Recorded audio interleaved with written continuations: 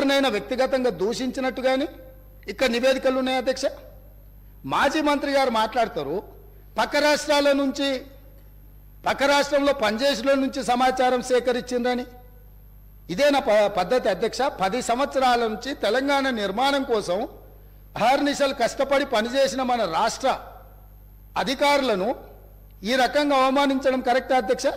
ప్రతి శాఖ యొక్క నివేదిక ఆ శాఖ యొక్క ప్రిన్సిపల్ సెక్రటరీ ప్రాపర్ ఫార్మేట్లో ఫిలప్ చేసి సంతకాలు పెట్టి ఆర్థిక శాఖకు పంపించిన తర్వాత ఆర్థిక శాఖ కార్యదర్శి గారు, వారితో పనిచేసిన కార్యదర్శి గారు, అతనే మారలేదు అధ్యక్ష, వారు సంతకం పెట్టి ప్రభుత్వానికి ఇచ్చిన నివేదికనే ఈ నివేదిక.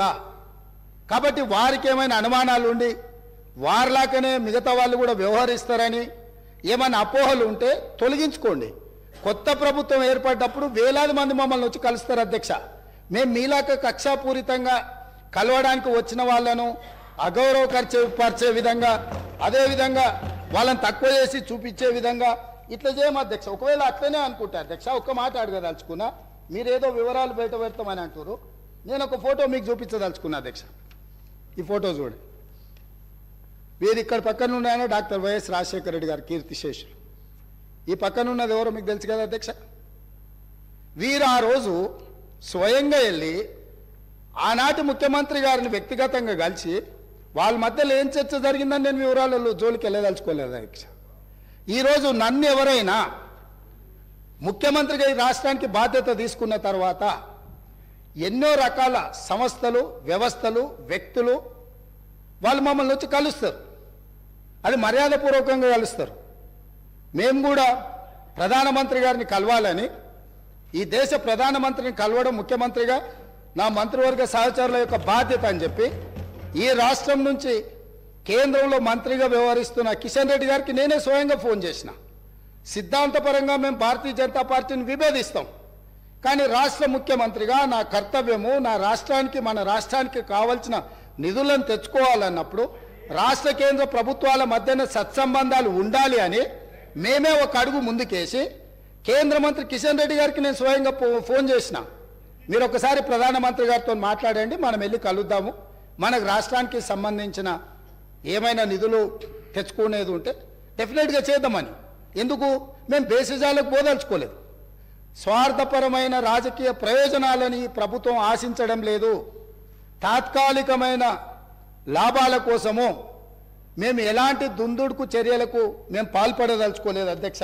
అందుకే ఈరోజు మీరందరూ, మనమందరం ఈ సభలో చర్చ ఇదే కాకుండా విద్యుత్ శాఖకు సంబంధించి మా సాగునీటి పారుదల శాఖ మంత్రి గారు కూడా ఈ సమావేశాలలోనే శ్వేతపత్రాలు విడుదల చేయదలుచుకున్నాం. ఎక్కడైనా ఎప్పుడైనా ఎవరైనా కొత్తగా బాధ్యతలు చేపట్టినప్పుడు మనకున్న పరిస్థితులను ప్రజలకు వివరించడం ద్వారా, వాళ్ళ నమ్మకాన్ని, విశ్వాసాన్ని చురగొనడం ద్వారా, ప్రతిపక్షాల వైపు నుంచి సహకారం, సలహాలు, సూచనలు తీసుకోవడం ద్వారా బలమైన రాష్ట్రంగా నిర్మించాలనేదే మా ఉద్దేశము.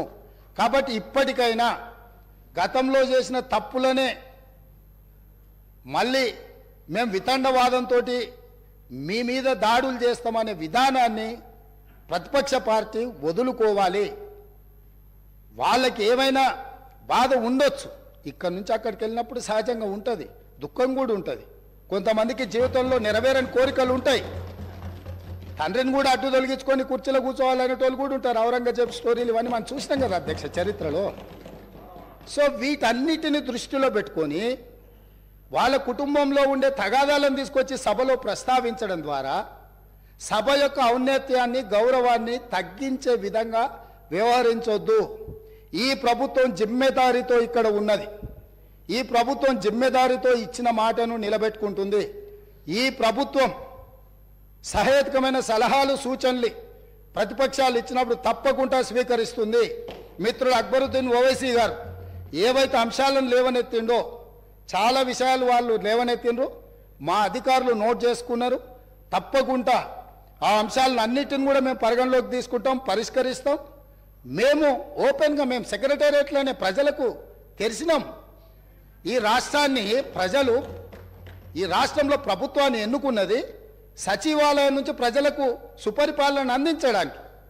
అందుకే అక్కడ మంత్రులను కూర్చోబెట్టినాం. మంత్రులను వచ్చి ప్రజలు కలిసేటట్టు, ప్రజా సంఘాలు వాళ్ళ నివేదికలు ఇచ్చేటట్టు, వాళ్ళ పెండింగ్ సమస్యల్ని చర్చించడానికి ప్రగతి భవన్నే కాదు, ఇవాళ ప్రజాభవన్గా మార్చినాం. సచివాలయాన్ని ప్రజలకు అందుబాటులోకి తీసుకొచ్చినాం. మేము బాధ్యత తీసుకుని వెంబడే హైదరాబాద్ మీద రివ్యూ చేయాలనుకున్నప్పుడు हम लोग जिम्मेदारी से यहाँ हैदराबाद क्षेत्र से जो पार्लियामेंट में 7 एमएलए से हम लोग बुलाए सचिवालय पे. हमारे पॉलिटिकल डिफरेंसेस में भी देर, मगर जब हम तरक्की करना है, आगे हैदराबाद शहर को हिंदुस्तान में सबसे बड़ा अच्छा शहर बनाने के लिए हमारे दोस्तों से हम गुजारिश किए, भाई आप साथ आ जाओ, जो चाहिए, जो पेंडिंग है, जो हैदराबाद तरक्की के लिए हम जिम्मेदारी से जो करना है हम जिम्मेदारी उठाएंगे, आपके साथ लेंगे. हम सरकार चलाने के लिए आज जिम्मेदारी से यहां से मैं हमारे एमआईएम पार्टी को चुनाव में जो है आपका मर्जी आपकी है, हमारा मर्जी हमारी है, जो पार्टी हमारा चुनाव लड़ना है हमारे तरीका से लड़ेंगे. मैं जो हैदराबाद शहर ये देश का निशान है, वो हैदराबाद शहर का नाम पूरा दुनिया में रोशनी करने के लिए हम लोग कोशिश करेंगे. वहां पर आपके मदद जरूर लेंगे, कोई शक नहीं है.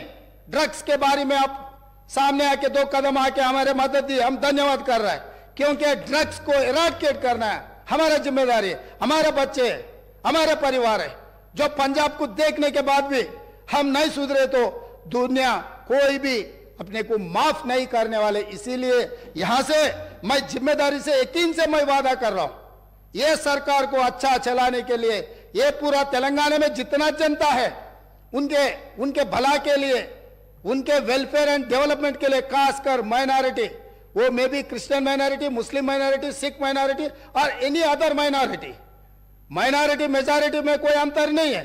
माइनॉरिटी के जो फंडामेंटल राइट्स हम बचाए, हम सेक्युलर फैब्रिक है, ये सेक्युलर फैब्रिक बचाने के लिए ये देश में कुर्बानी की है महात्मा गांधी जी ने, इस देश में कुर्बानी की है, शहीद हुए इंदिरा गांधी जी ने, इस देश में शहीद हुए राजीव गांधी जी ने, इस देश में सोनिया गांधी जी और राहुल गांधी जी ने पदवी त्याग किए.